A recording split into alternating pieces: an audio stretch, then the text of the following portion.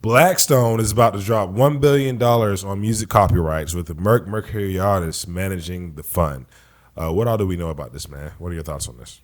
All right. Mercuriadis is the Hypnosis Songs Fund founder, and Blackstone is a alternative asset management fund. So this is interesting in the fact that I don't know if Merck is still running the Hypnosis Song Fund, or why they wrote it that way, but that's not what we need to focus on. What we need to focus on is that there are now billions and billions of dollars flowing into this space, and if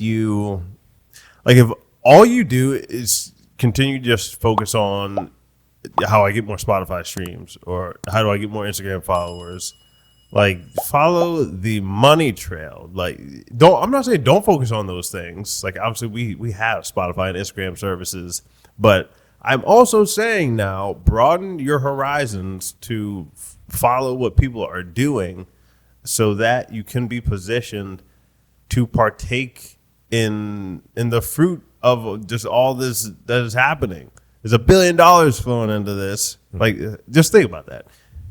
There are funds that hold billions and billions of dollars. All right, so let's look at Blackstone. They have assets under management. AUM is about $650 billion. That means that there's a bunch of people with a lot of money who gave them their money and said, hey, grow this for me. I just want to go do whatever out here. Like, essentially, at that point, you have enough money, just go do whatever you want, right? And they just give these huge sums of money to fund managers. All right, the fund manager is trying to get them a return on their money, and then they keep a percentage of what they earn. All right. Okay. At that stage, you're trying to grow it. You're not going to grow it at the same exponential rate you could as if you had like $1,000 and you're like flipping that and you get 1,000x return. And right. You can't really do that as much at that like super high stage because you're going to be like putting just a target on your back and over leverage. Right. So if you try to get 1,000x return or 100x return with that much money, like there's a target on your back. Right. Because it'd be like, I don't know, Apple stock just shoots up overnight, a bunch of percentages. And at that point, all the other people who were in that before are just like, well, that's enough gain for me. I'm just taking it out. Right. When you have smaller amounts of money, you can do it that way. Can't do it that way with that much.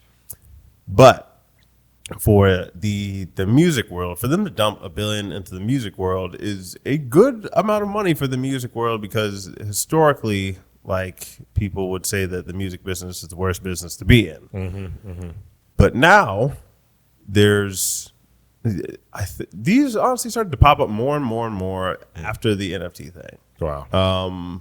If you notice, you can go back and look at our videos, but after we talked about the NFTs, what was that, back in March or April? Like more and more and more headlines would pop up around this.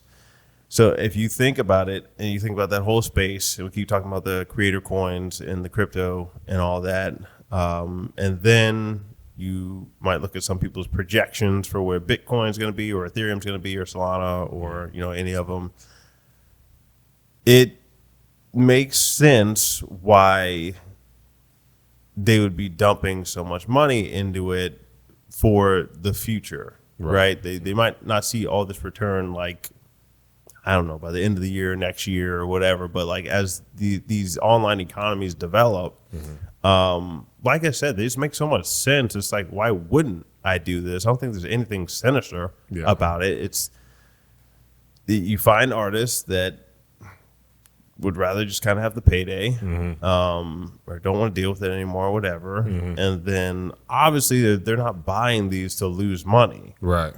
Like they play a way bigger game than most people would play because they're so used to it. And people, if you really want to help people, you educate them. Facts. You don't just come out with like these catchy slogans. Like right now, the catchy slogan is "tax the rich," but it's just like if that's the slogan, if it really were benevolent, it would be help the poor, not tax the rich. Exactly. So the way you help yourself is by educating about how all this works, how money flows, where is it flowing to, why should it flow there, and then like you can, like once you get into this market and you're not really taking from them, you're being an early adopter, and early adopters, like the people who were very first in Bitcoin, whenever there were not over $1 trillion in market cap for Bitcoin, they understood that idea first, and then the people who came in with billions afterwards and threw it on top of there,